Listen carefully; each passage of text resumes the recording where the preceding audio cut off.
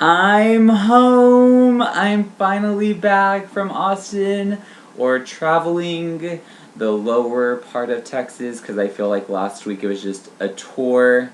I call it a tour, I'm just sassy like that, but I'm finally back in my bedroom, which I've missed.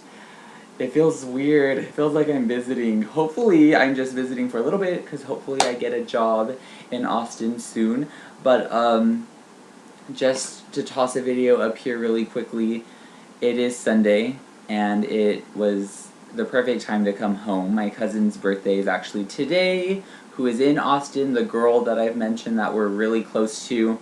I did post something on Instagram and Facebook about her just because she's one of my faves, and I did get to spend the beginning of her birthday with her last night, obviously, since we were in Austin together.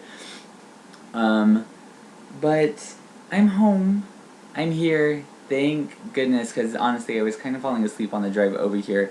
But drove in around 5 and actually got to jump in another car with my parents and go eat dinner. So I think I made perfect timing. But yeah, that's what I'm doing. I need to unpack, because if you've watched before, I pack a lot of clothes, and since I knew I was going to be in Austin for a week, I kind of took like 7 bags with me. That's a lot of laundry. But I do want to talk about, because I've actually talked about it with some of my best friends, a few who live over there, a couple who live here in the valley, and just whenever, you know, it came up, we were just kind of discussing it and was asked for my opinion, so I thought I'd give it, because I don't hold back a good opinion. But I was asked about the Bruce Jenner interview, and so if you remember, I drove home on Sunday from Corpus just to drive back up to Austin right after I got here, so I missed both parts. But I really wanted to watch it, and I really wanted to see what everyone was asking me about. So I bought the episodes on YouTube, and I was able to watch, again, the Keeping Up with the Kardashians about Bruce special. And I don't know about anyone else. I'm not really an emotional person whenever it comes to issues like this, but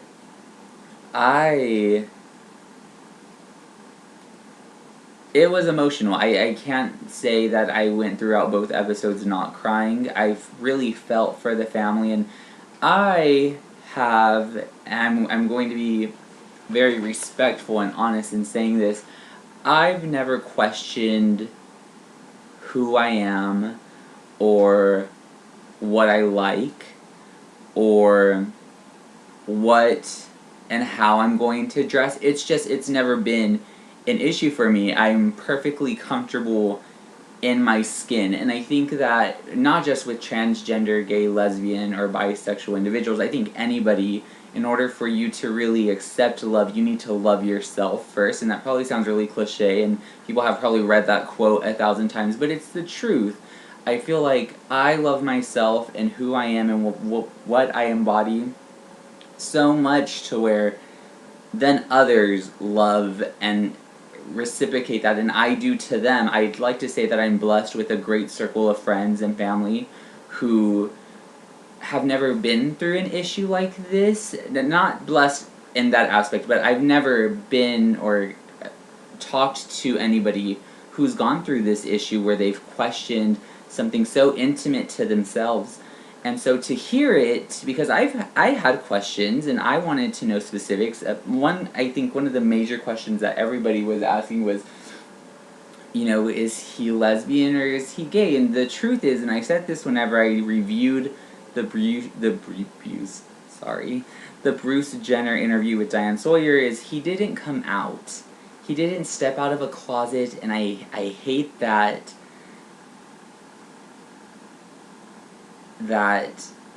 what's it called? Mind freeze. Brain freeze. Not, it slips my mind, but I hate that analogy. I hate that analogy that someone stepped out of the closet. you're not stepping out of anything. You're just coming into yourself is really all it is.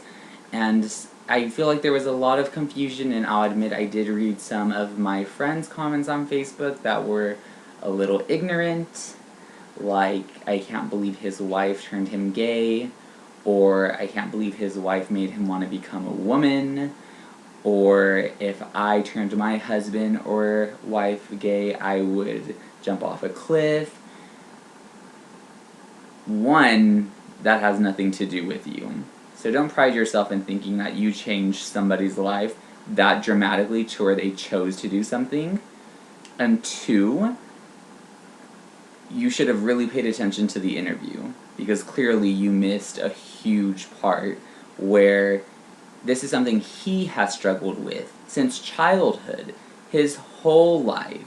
This isn't something that happened throughout his 22-year marriage or 25-year relationship with Kris Jenner.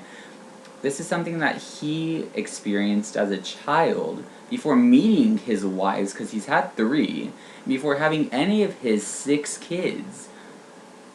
It was a little mind-boggling and a little bit annoying, and I have a sharp tongue, and at times whenever it comes to defense of somebody, I'm kind of quick. But that's when I thought, perfect, I can talk about it when I get home, because I can de-stress about it, and they're actually showing a new episode of Keeping Up with the Kardashians tonight. But it was beautiful to hear, starting with when someone's going through the transition, which is what it's considered in his words. It is like mourning the death of somebody, and this is where it gets a little emotional. Because you really do have to, like, you know, you're no longer going to have that person anymore in that form. You're going to have somebody else. But Scott, of all people, put it beautifully. And that in one lifetime, this guy gets to live 2 lives. 2!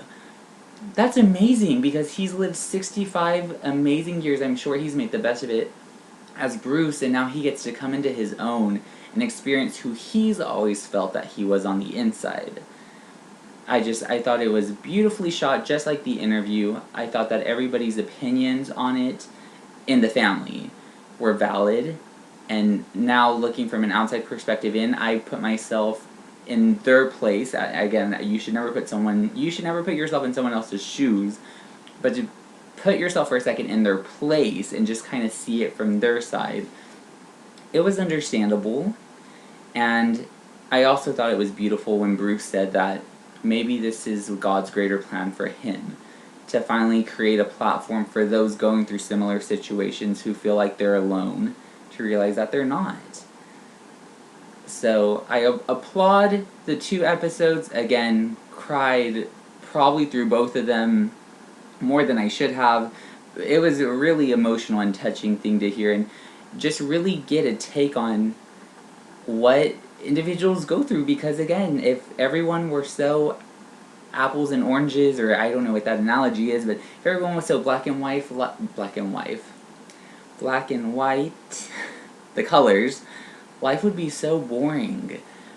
And then you take instances like this where people are so different and have different life journeys that make life that much more interesting. So, to those of you who thought he was coming out, he isn't. He actually talked about his future wedding.